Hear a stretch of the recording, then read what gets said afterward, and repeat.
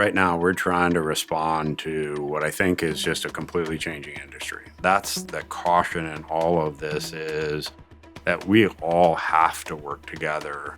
I am Mac McLennan. I'm the president and CEO of Minnkota Power. So Minnkota is an electric cooperative owned by 11 distribution cooperatives. Our sole purpose is to generate and transmit electricity to their communities. Fundamentally, Minnkota is just one part of an entire grid that operates together. And one of the things I consistently try to remind people is electricity and what we do in the interface with others, really the only product that acts like it in the world. Think about the grid as a teeter-totter. That teeter-totter has to be in perfect balance all the time. So the energy supply going in has to perfectly match the energy demand. When we continue to add intermittent resources that move up and down and are not always predictable, getting that teeter-totter to balance out becomes increasingly more challenging. We have renewable resources in our portfolio. They're an important part of what we do, important part of us being able to meet the demands of our members. We just believe that it's not all renewables. It has to be a mix of resources. Some advocates can say that we can fully build our electric bulk system on solar and wind alone.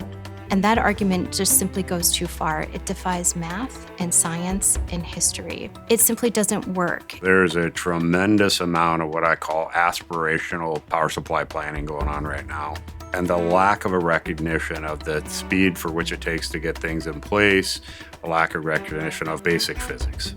We continue to have those who are charged with saying we got to produce and keep a reliable system, ringing an alarm bell. And the unfortunate part is that there are a large number of individuals who aren't hearing that bell ring. So my name is Mark T. Meyer at Midwest Reliability Organization. Midwest Reliability Organization's vision is for a highly reliable and secure bulk power system within North America. And we fulfill that vision through our mission. Our role as a regulator is to assure that grid operators and grid planners like Minnkota are doing the right things for reliability when it comes to operating and planning out their portion of the system. So in 2024, our regional risk assessment did identify uncertain energy availability as an extreme risk, which means that that particular risk has a North American-wide impact on reliability. And it's also one that is very likely to occur in the foreseeable future. It was elevated up to extreme mostly due to the rapid change in our electric generation fleet from sources that have in the past been dispatchable and have had a source of fuel, usually on site like a coal plant or a natural gas plant, to one that's more variable and more dependent on weather like wind and solar, where we don't have that assurance that energy is going to be available to meet customer demands at all hours of the day and all hours of the year. We're seeing uses of electricity that we haven't seen before,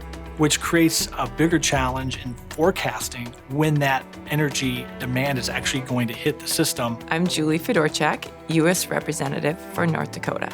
So for the last 12 years, I've been serving on the North Dakota Public Service Commission, and in that role, we regulate all the state's investor-owned utilities. We also interact with the state's RTOs, the regional transmission organizations that run the electric grid that serves all the citizens in our state and a 15-state region in the MISO territory. There's a lot of talk about this energy transition, and I actually have started to kind of reject that term because really what we are seeing and what we need to be preparing for and aligning all our policies towards is energy expansion.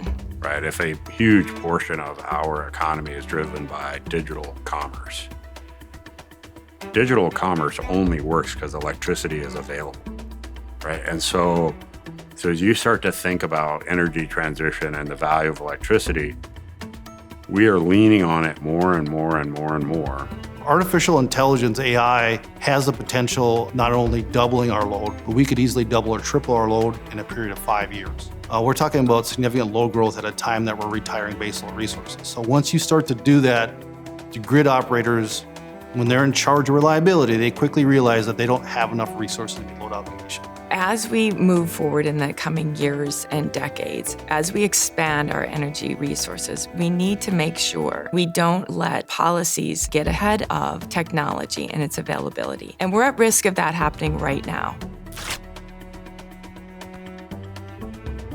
So utilities have to plan in terms of decades because the resources we bring on are expensive and they're expected to last multiple decades.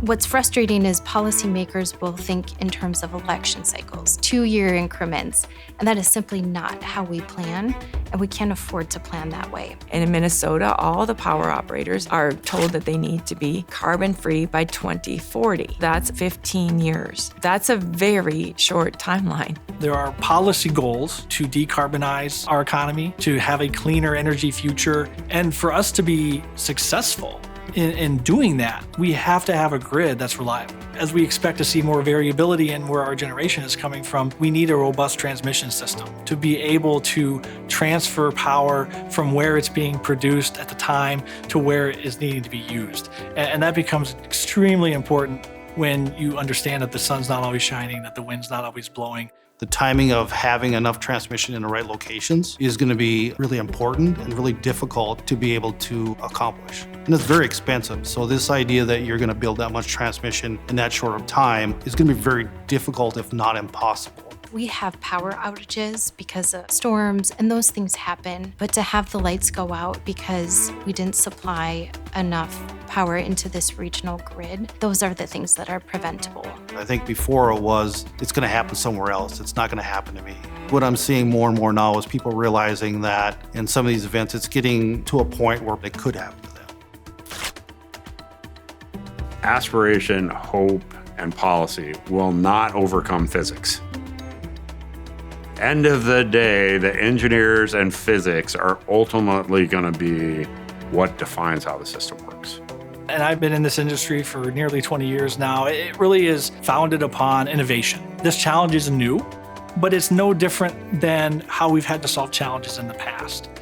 We're going to find a way to make this work. That is the imperative of elevating this discussion. It's not to scare people, but it is to raise a red flag of concern and that we have to all be actively engaged in this conversation.